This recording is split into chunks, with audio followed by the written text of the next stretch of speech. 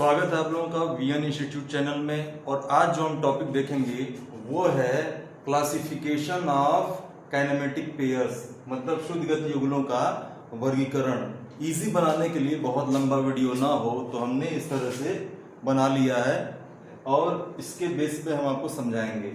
देखिए, classification of kinematic pairs. Kinematic pairs basically तीन तरह क्लासिफाई किए जा सकते हैं। पहला है कड़ियों के सापेक्ष गति के आधार पर on the basis of relative motion of links. दूसरा है कड़ियों के परस्पर स्पर्श के आधार पे on the basis of contact of links. और तीसरा है कड़ियों के परस्पर जुड़ने के आधार पर on the basis of joining of links. पहला है कड़ियों के सापेक्ष गति के आधार पे, means on the basis of relative motion of the links. इसमें भी ये पांच तरह का होता है, पांच टाइप का होता है। पहला है स्लाइडिंग पेयर। स्लाइडिंग मतलब सरकना। स्लाइडिंग पेयर क्या होता है? जब एक लिंक दूसरे लिंक के ऊपर ऐसे सरक के और पेयर बनाए, काइनेमेटिक पेयर बनाए, तो जैसा नाम वैसा काम, तो उसको कहते हैं स्लाइडिंग पेयर या सर्कन युगल। जैसे जो पिस्टन होता है वो सिलेंडर के अंदर क्या करता है? स्लाइड करता है, सर्कन करता है। ये सिलेंडर है और मान लीजिए पिस्टन है। पिस्टन क्या करता है? स्लाइड करता है, सरकता है आगे पीछे। दूसरा एग्जांपल ले सकते हैं, एक हब है, उसके अंदर स्क्वायर क्रॉस सेक्शन वाला एक शाफ्ट है, वो क्या करता है? वो इसमें सरकता है। वो इसमें क्या करता है? सरकता है। तो यहाँ पे स्लाइडिंग पेयर बनाता है। अब दूसरा है टर्निंग पेयर। दूसरा है टर्निंग पेयर। टर्निंग मतलब क्या होता है? घुमाऊ युगल। ध्यान दीजिए कि जब एक लिंक दूसरे की स्थिर अक्ष के अबाउट रोटेट करता है या उसके चारों तरफ रोटेट करता है, वो टर्निंग पेयर बनाता है, घुमाऊ युगल बनाता है। जैसे जो शाफ्ट होता है वो बियरिंग के अबाउट क्या करता है? टर्निंग पेयर बनाता है। हमारा जो साइकिल है, अगर साइकिल को ऐसे हम हैंडल पकड़ के उठा दें, पहिया जो होता है वो क्या करता है? रोटेट करता है, तो वो टर्निंग पेयर बनाता है। इसमें तीसरा है rolling pair. Rolling pair. Rolling pair क्या होता है? लुढ़कन युगल।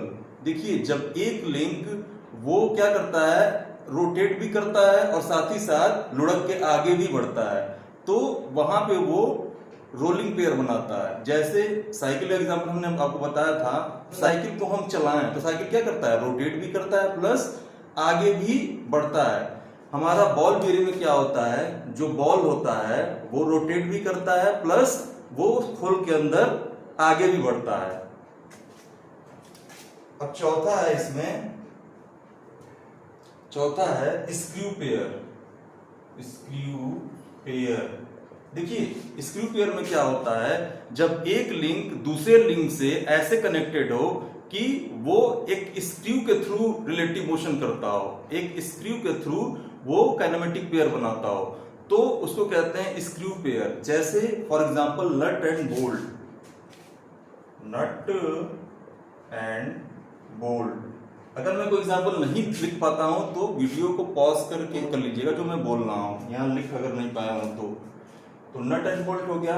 नट एंड बोल्ट में क्या होता है? जो नट होता है वो बोल्ट पे रोटेट करने के साथ साथ फिसल के आगे बढ़ता है, तो वहां पे चूंकि चूड़ी है, थ्रेड है, इस नाते ये स्क्रू पेयर बनता है वहां पे।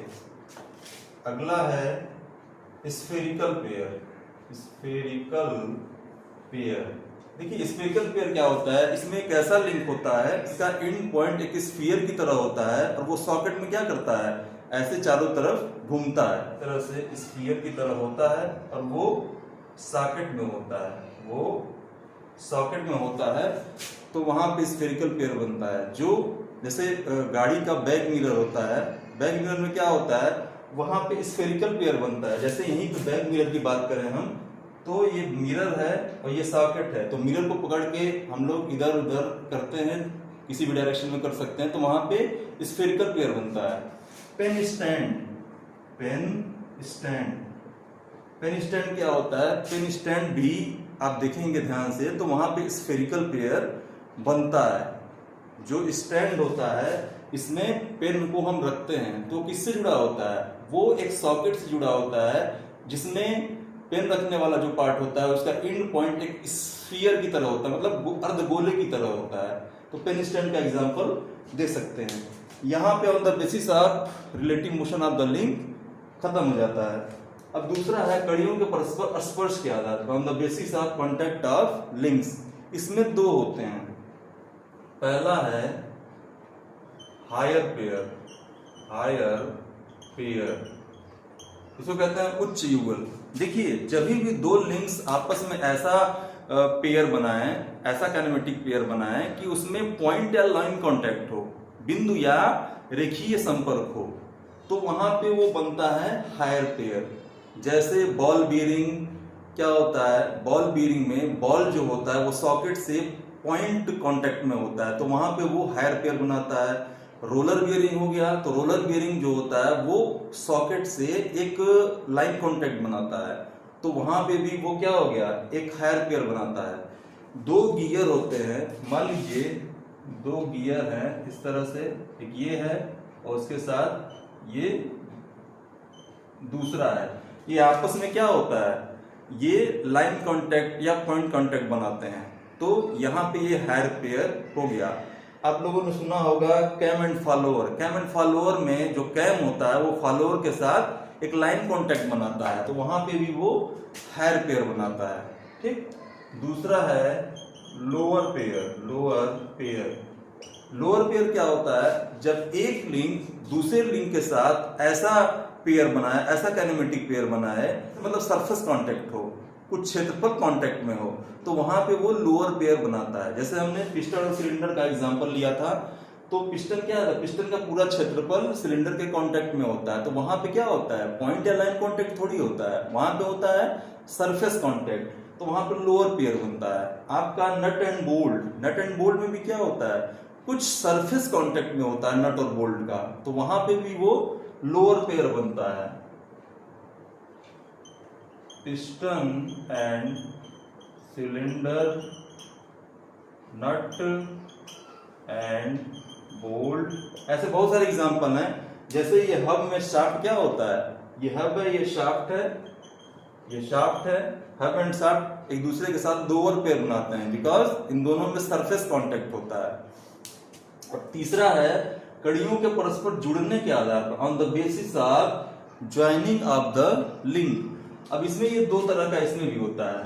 पहला है open pair, open pair, open मतलब खुला, खुला युगल। ओपन पेयर क्या होता है? जब दो लिंक्स आपस में इस तरह से जुड़े हुए हों कि उनको अलग करने में दोनों लिंक्स को आसानी हो, मतलब वो मैकेनिकल तरीके से, यांत्रिक तरीके से ना जुड़े हुए हों, तो वहां पे वो ओपन पेयर बनाता है। जैसे cam and follower, cam and follower जो है यांत्रिक विधि से नहीं जुड़े रहते हैं। जो गियर्स होते हैं आपस में यांत्रिक विधि से, मैकेनिकल मेथड से नहीं जुड़े रहते हैं, तो यहां पे ये ओपन पेयर बनाते हैं।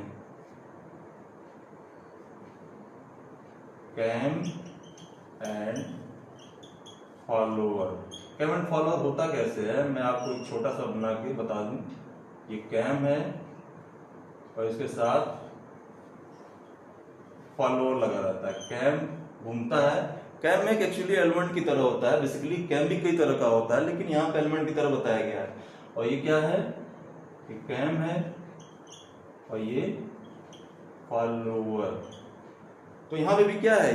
ये मैकेनिकल तरीके से नहीं जुड़ा है, ये स्प्रिंग की हेल्प से ये अपने सतह से लगा हुआ है, मतलब कैम फॉलोअर के साथ स्प्रिंग के हेल्प से लगा हुआ है, तो यहाँ पे ये ओपन पेयर बनाता है। दूसरा है क्लोज्ड पेयर, क्लोज्ड पेयर। अब इसका सबका हिंदी आपको पता ही होगा, बहुत इजी है।